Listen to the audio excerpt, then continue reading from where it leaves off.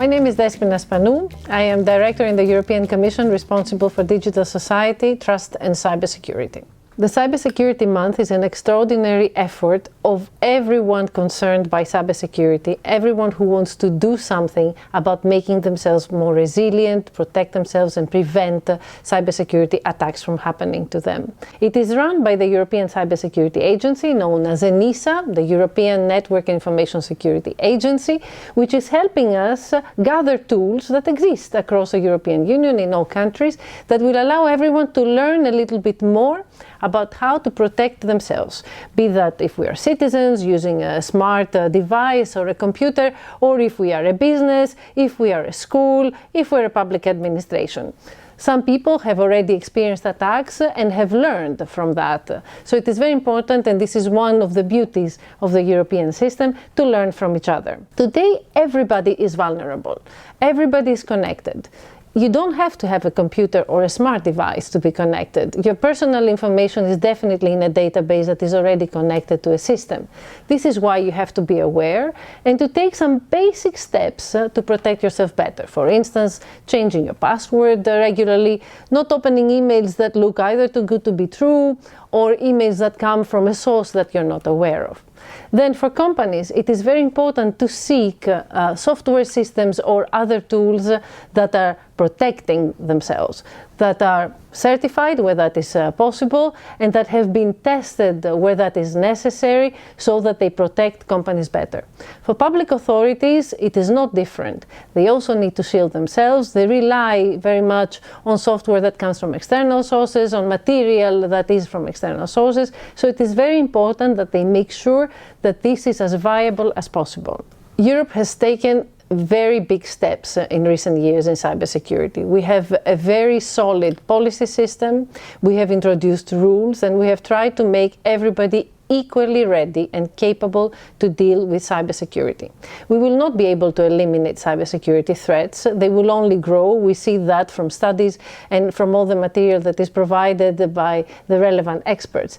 But we can prevent them from spreading, and we can also protect ourselves from them not to have very big impacts. In Europe, we have introduced a law called the NIS Directive, which has done something very important. It has imposed on all member states to have a strategy on cybersecurity, to make sure that they have created the system for themselves to protect them. This was not the case everywhere in the European Union, and as the internal market is connected, it was very important that everybody is equally ready, not just those that can, but also those that could be the weak link by being more vulnerable than others.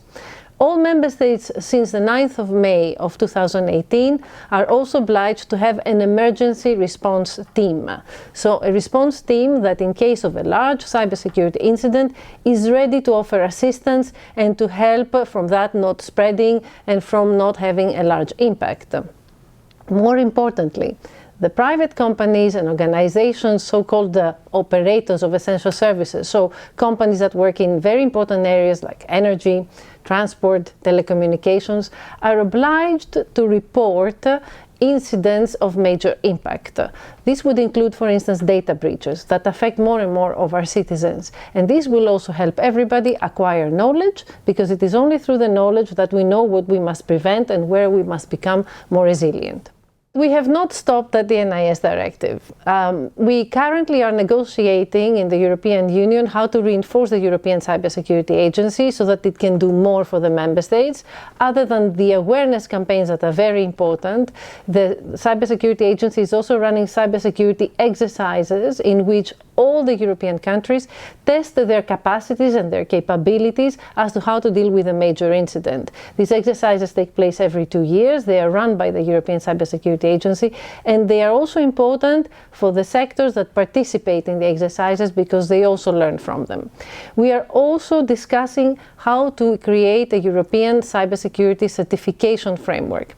This is nothing else but a system of making sure that products that circulate in the internal market are certified for their security aspects. It is a voluntary system that we are proposing, and it seems to have been received positively from the market. It is something that will help both vendors and users make sure that, first of all, if one product circulates in one member state, it is then certified for the whole of the internal market, a very typical European approach, and also for the users who can rely on certification to make sure and to have more trust to connected products.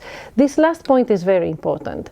With connectivity growing in our society, we need to create trust to all the users, whether they're individuals or companies. And people should not be afraid of bringing in their homes or in their businesses connected products and services. So this is why we believe a lot in certification. It is a way for companies to demonstrate and to show the steps they have taken to make their products more secure.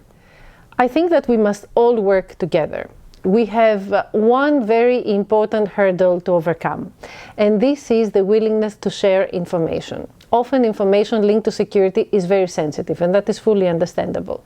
But we need to find ways to share information that will help everyone become more resilient when it comes to cybersecurity threats and challenges. This is the only way that our systems will be protected and trusted. So I think this is the next step in the European system, and for everybody who operates in the internal market, European or not, creating this trust of sharing more information, talking more to each other, whether these are businesses, public authorities, but also citizens who become more aware and report what happens to them. Recently, we had examples of vulnerabilities that were discovered on devices that are almost in everybody's homes, and these are the Wi-Fi routers. If citizens report such vulnerabilities and such difficulties, they also help the authorities deal with problems. So everybody must participate.